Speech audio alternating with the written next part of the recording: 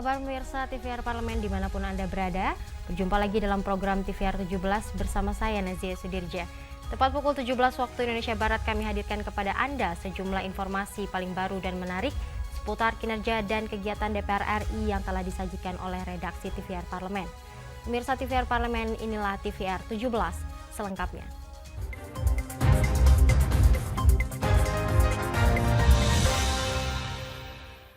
Pemirsa, Wakil Ketua Komisi 10 DPR RI Abdul Fikri Fakih meluncurkan buku berjudul Darurat Literasi Indonesia, Urgensi, Reformulasi, Sinergi, dan Kolaborasi di Perpustakaan Nasional Republik Indonesia sebagai respons untuk meningkatkan indeks literasi masyarakat Indonesia.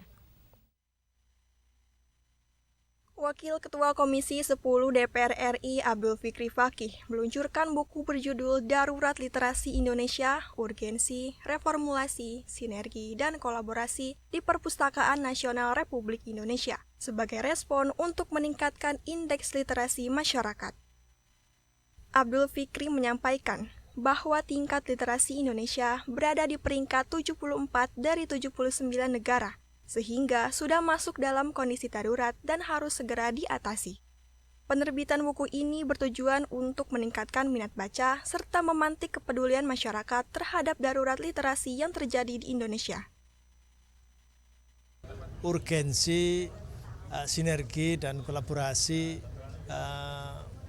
untuk meningkatkan tingkat literasi kita yang kata OECD atau PISA, Program for International Student Assessment itu nomor 74 dari 79 negara. Itu salah satu saja, sesungguhnya hanya memprovokasi lah begitu kira-kira. Dan kita mesti prihatin dengan penilaian orang.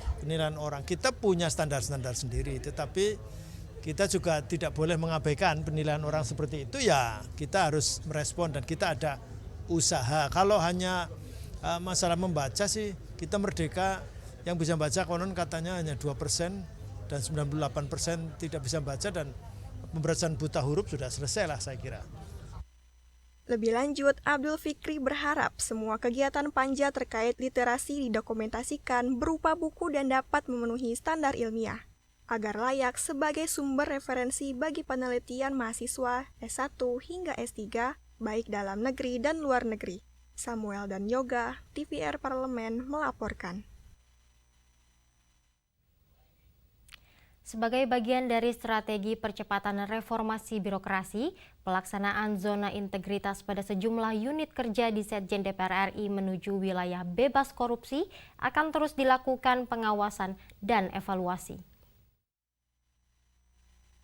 Sebagai bagian dari strategi percepatan reformasi birokrasi, pelaksanaan zona integritas pada sejumlah unit kerja di Setjen DPR RI menuju wilayah bebas korupsi akan terus tetap dalam pengawasan dan evaluasi.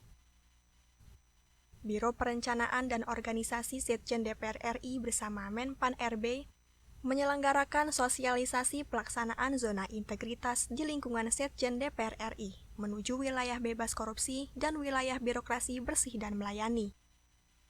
Kepala Biro Perencanaan dan Organisasi Setjen DPR RI Helmizar menyampaikan, pengaturan zona integritas sudah masuk ke dalam SK Setjen DPR RI. Nilai zona integritas akan secara signifikan mempengaruhi reformasi birokrasi suatu instansi, sehingga pelaksanaannya akan terus diawasi dan dievaluasi.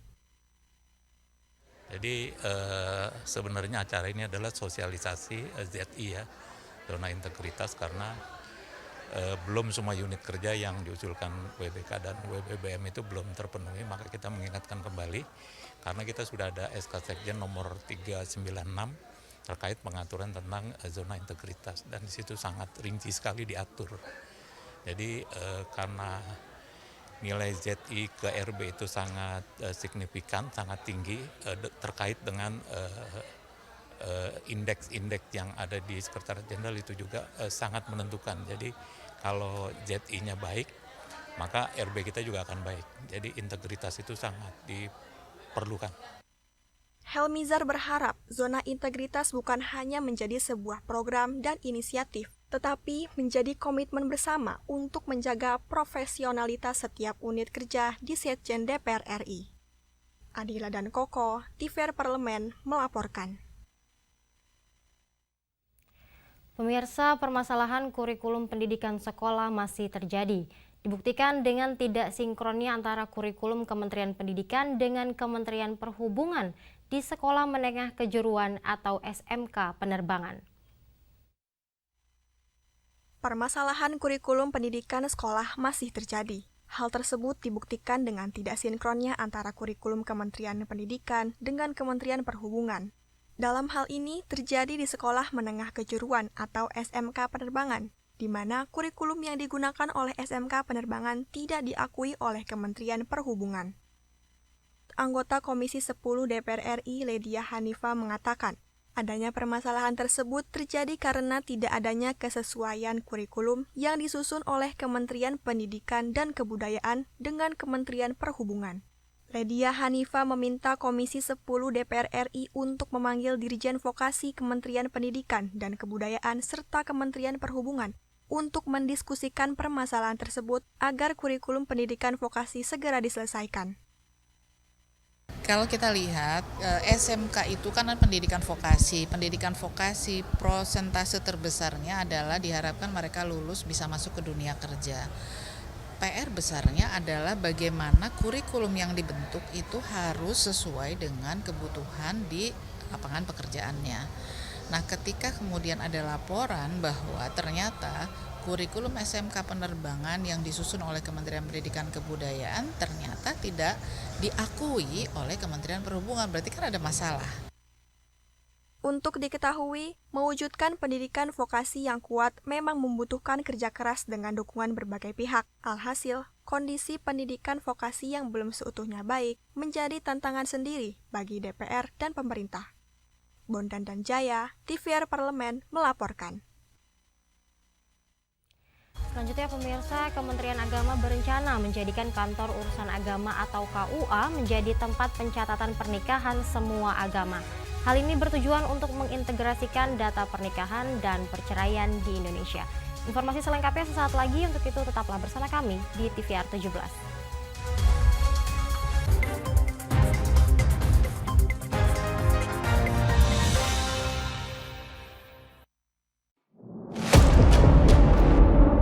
Sini ditambang. Konflik yang terjadi, Warga sini tidak mengizinkan.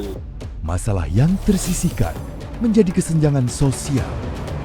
Ya namanya rakyat kecil gak bisa apa-apa, mau komplain juga gak didengar. Sebab apa? Itu menyangkut isi perut kami semua. Bagaimana memutus keterbatasan untuk didengar? Jadi kalau misalnya masyarakat sudah merasa tidak lagi ada yang memperjuangkan aspirasinya, maka masyarakat memang sangat berhak untuk meminta dewan yang mewakili mereka di parlemen. Kami menyusuri batas-batas peristiwa, mengurai berbagai polemik yang terjadi, meluruhkan suara-suara marginal, menjadi nyata dalam setiap aspirasi, melaksanakan tugasnya sebagai wakil rakyat. Saksikan Aksi Dewan setiap hari Senin dan Rabu pukul 10.30 waktu Indonesia Barat, hanya di TVR Parlemen.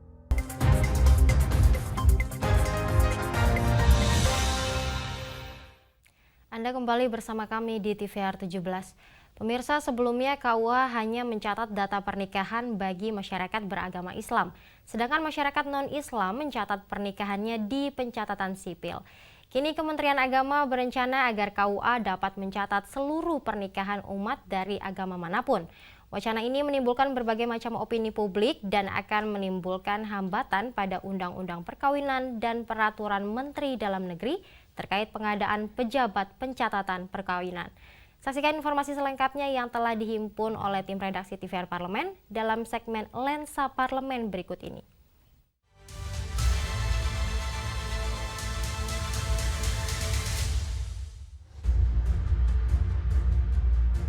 Kementerian Agama berencana menjadikan Kantor Urusan Agama atau KUA menjadi tempat pencatatan pernikahan semua agama.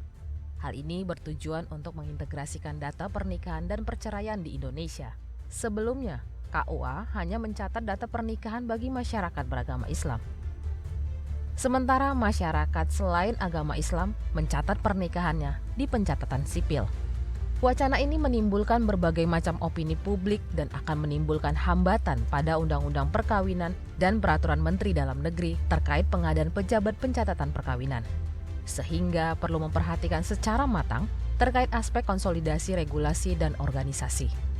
DPR RI mengingatkan agar pemerintah tidak perlu terburu-buru untuk menjadikan KUA sebagai sentral pelayanan semua agama dan melakukan dialog dengan seluruh tokoh agama guna merealisasikan rencana ini. Bahwa KUA akan menjadi tempat nikahnya semua agama. Karena semua agama mempunyai ketentuan, aturan yang berbeda-beda bagaimana harus memberikan pelayanannya. Apa yang mungkin juga kemudian di setiap KUA harus disiapkan, di situ ada musola, di situ ada kapel atau di situ ada, mungkin juga tidak akan semudah itu. Kesiapan yang harus dilakukan kan banyak sehingga tidak mungkin tiba-tiba begitu saja kita lakukan perubahan yang menurut saya cukup mendasar karena ada beberapa hal yang KUA belum siap untuk melakukan itu.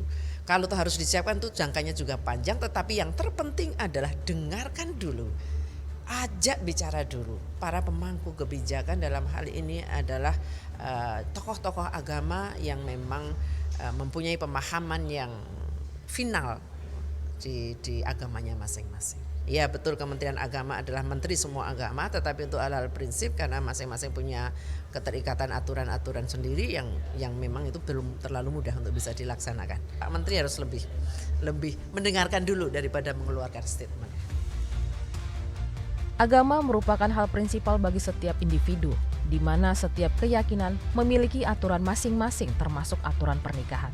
DPR RI berharap fasilitas sarana dan prasarana bagi seluruh agama hingga ketersediaan SDM di setiap KUA harus ditingkatkan dalam mewujudkan KUA sebagai sentra pelayanan seluruh agama. Selain itu, pemerintah diminta untuk mengkaji regulasi tentang KUA sebagai tempat pernikahan seluruh agama secara lebih mendalam, serta aturan lainnya, yakni Undang-Undang Pernikahan.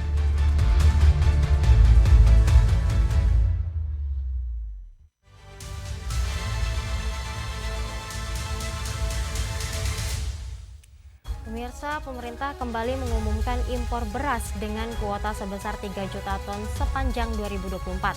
Sebagian beras impor itu datang dari Januari sampai Maret 2024. Diketahui pemirsa bahwa impor beras dilakukan untuk mencukupi cadangan beras pemerintah dan keperluan bantuan sosial. Dan pemirsa, informasi selengkapnya akan kami hadirkan usai jeda berikut. Untuk itu tetaplah bersama kami di TVR 17.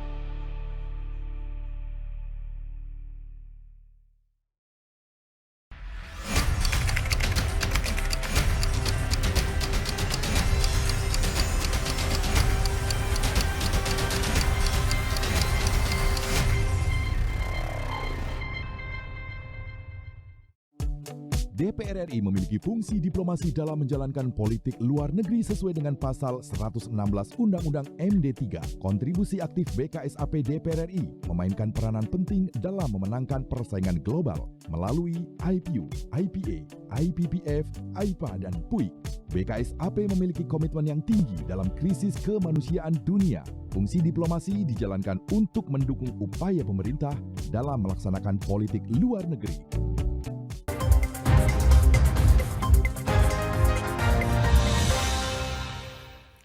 Anda kembali bersama kami di TVR 17. Pemirsa, terkait kebijakan impor pemerintah, anggota Komisi 4 DPR RI Slamet menegaskan kebijakan impor beras tidak boleh berdampak pada penyerapan gabah petani. Selengkapnya berikut wawancara rekan kami Vincent Aldi dari Komisi 4 DPR RI. Baik pemirsa TVR Parlemen dimanapun Anda berada, saat ini saya tengah berada di Gedung Nusantara, di mana pemirsa seperti yang kita ketahui bersama bahwa di bulan Ramadan ini kebutuhan pokok meningkat harganya. Dan meskipun Presiden juga telah menyampaikan bahwa harga beras di pasaran itu tengah menurun karena dengan pasokan yang mulai memadai. Namun permasalahan pemirsa timbul di antaranya adalah dari distribusi yang masih belum mengcover untuk daerah terluar dan juga daerah yang terkena dari dampak bencana alam tersebut. Dan kita akan membahasnya dengan salah satu anggota Komisi 4 yaitu Bapak Slamet dari fraksi PKS dan untuk daerah pemilihan Jawa Barat 4. Bapak, bagaimana Pak menanggapi dari distribusi bahan pokok yang belum maksimal, Pak? Ya, jadi ini untuk distribusi harus dipastikan bahwa seluruh kebutuhan masyarakat kita tercukupi. Nah, hari ini yang terjadi karena memang kepanikan yang luar biasa sehingga masyarakat merasa barangnya langka, sehingga inilah kemudian terjadi kepanikan yang luar biasa. Nah, cuma saya ingin sampaikan agar pemerintah transparan saja terkait dengan stok yang ada. Jadi bahwa hari ini bukan karena masalah stok yang ada itu mencukupi atau tidak, tetapi di mana stok hari ini ada.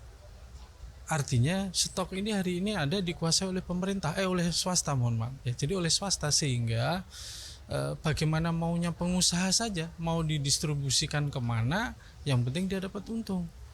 Peran pemerintah hari ini dengan operasi pasarnya, dengan pemenuhan impornya, tidak menyentuh kepada sisi kebutuhan yang memang sangat besar dibutuhkan.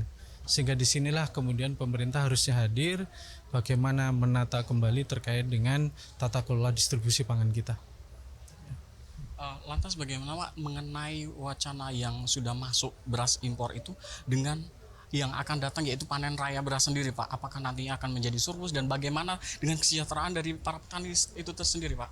Ya, jadi kalau ini kan penyakit menaun ya. Jadi penyakit menaun di saat panen raya, pemerintah tidak ada kebijakan dan kemauan menyerap petani kita, hasil petani kita dalam rangka memenuhi kebutuhan cadangan pemerintah. Di saat yang sama kemudian dia melakukan impor, ini pasti berpengaruh ya gitu ya. Jadi dengan harga kesejahteraan petani, sehingga saran saya dan sudah sering saya sampaikan, beli itu semua hasil panen dari para petani kita ini, karena tadi juga menyangkut pada tata kelola pangan kita. Kalau kemudian seluruh panen kita dibeli oleh pemerintah, maka dengan sendirinya stok pemerintah itu cukup kuat, tidak dikendalikan oleh swasta. Data saya mengatakan bahwa seluruh potensi panen dari petani kita itu hanya dibeli oleh pemerintah, dalam hal ini Bulog hanya 2%. Artinya 98% dibeli oleh swasta. Sehingga dalam posisi seperti inilah kemudian terjadi kepanikan. Sementara stok tidak ada di pemerintah, maka harga bisa dimainkan oleh penguasa dari stok itu. Untuk langkah dari DPR sendiri, Pak, dalam mengawal ketersediaan dan distribusi bahan pokok nanti terkhususnya di bulan Ramadan ini, Pak? Ya, jadi ini masalahnya kan kalau jangka pendek setelah kita konfirmasi memang produktivitas kita turun. Sehingga jangka pendeknya memang bagaimana kemudian ini harus ada ya. Dilakukan oleh pemerintah. Kita tidak anti impor. Kalau memang stok di lapangan tidak, lakukan impor. Tetapi jangan sampai kemudian nanti impor ini mencederai para petani kita yang sebentar lagi panen.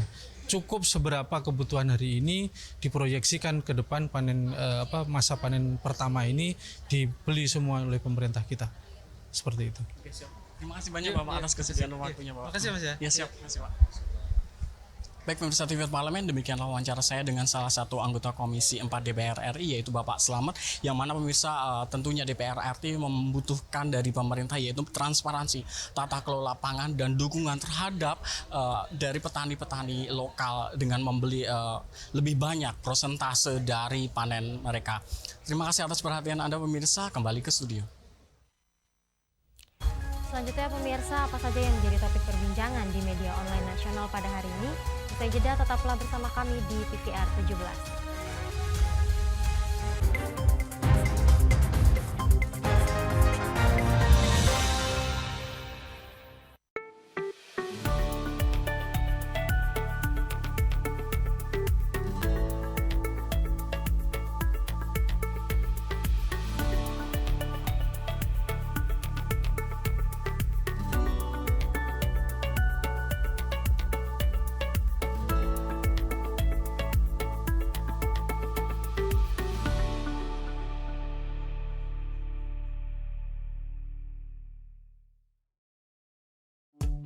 DPR RI memiliki fungsi diplomasi dalam menjalankan politik luar negeri sesuai dengan pasal 116 Undang-Undang MD 3. Kontribusi aktif BKSAP DPR RI memainkan peranan penting dalam memenangkan persaingan global melalui IPU, IPA, IPPF, AIPA, dan PUIK. BKSAP memiliki komitmen yang tinggi dalam krisis kemanusiaan dunia. Fungsi diplomasi dijalankan untuk mendukung upaya pemerintah dalam melaksanakan politik luar negeri.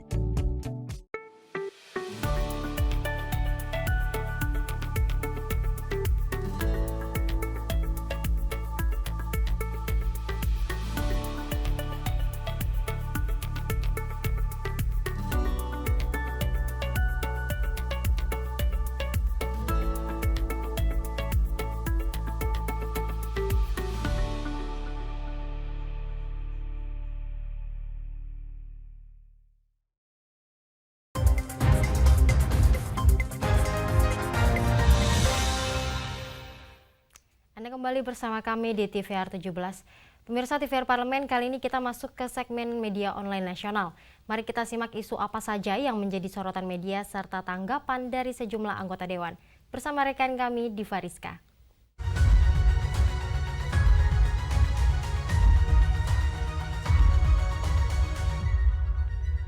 Halo, selamat sore pemirsa. Kembali bersama saya Diva Rizka dalam segmen Media Nasional. Mari kita simak isu apa saja yang menjadi headline di media online nasional pada hari ini. Berita pertama yang menjadi headline di media online nasional yaitu Komisi 10 DPR RI apresiasi tim Indonesia di England 2024. Pemirsa, bisa Anda lihat di layar kaca Anda. Di sini beberapa media menyebutkan bahwa Komisi 10 DPR RI mengapresiasi ketekunan, keuletan, dan juga ketangguhan dari para atlet bulu tangkis Indonesia yang bertanding dalam ajang England 2024. Sebagaimana diketahui, Indonesia berhasil meneruskan tradisi All Indonesian Final dalam kejuaraan badminton All England Open 2024, baik pada nomor ganda putra maupun tunggal putra, dengan medali emas yang berhasil diraih oleh Jonathan Christie di final kejuaraan. Terkait hal ini, Wakil Ketua Komisi 10 DPR RI, Dede Yusuf Macan Effendi, menegaskan prestasi ini harus dipertahankan. Anggota Komisi 10 DPR RI, Andrea Suhugo Pareira, juga turut mengingatkan negara tidak boleh hanya hadir ketika momen kemenangan saja, namun juga hadir mulai dari proses masa pembibitan serta masa pelatihan para atlet, sekaligus ekosistem pendukung melalui Kementerian Pemuda dan juga Olahraga. Pemirsa, kita beralih ke berita selanjutnya yang menjadi headline yaitu Badan Urusan Rumah Tangga DPR RI apresiasi Rumah Sakit SMC Telogorejo di Semarang. Pemirsa, di sini bisa Anda lihat di layar kaca Anda. Beberapa media online menyebutkan bahwa Wakil Ketua Badan Urusan Rumah Tangga DPR RI, Dede Indra Permana, mengapresiasi Semarang Medical Center Rumah Sakit Telogorejo sebagai rumah sakit terbaik yang ada di Provinsi Jawa Tengah dengan pelayanan kesehatan yang sangat baik. Sebagai informasi, Rumah Sakit SMC Telogorejo menjadi salah satu rumah sakit yang sudah berdiri sejak lama yaitu dari tahun 1925, di mana sudah berdiri selama 98 tahun. Dan untuk itu layanan kesehatannya sudah tidak diragukan lagi. Rumah sakit yang sudah puluhan tahun berdiri ini dinilai sudah sangat mumpuni dari segi pelayanan dan juga fasilitas kesehatan guna melayani anggota DPR RI beserta keluarganya. Pihak rumah sakit diharapkan dapat mengingatkan kepada peserta jam kestama, yakni anggota dewan untuk melakukan medical check-up yang menjadi salah satu bagian dari upaya BURT. Baik pemirsa, itu tadi headline di media online nasional yang membahas terkait dengan Komisi 10 DPR RI mengapresiasi tim Indonesia di England 2024 dan juga berita mengenai Badan Urusan Rumah Tangga DPR RI yang mengapresiasi Rumah Sakit SMC Telogorejo di Semarang. Sekian dari saya Diva Rizka, kembali ke rekan Nazia.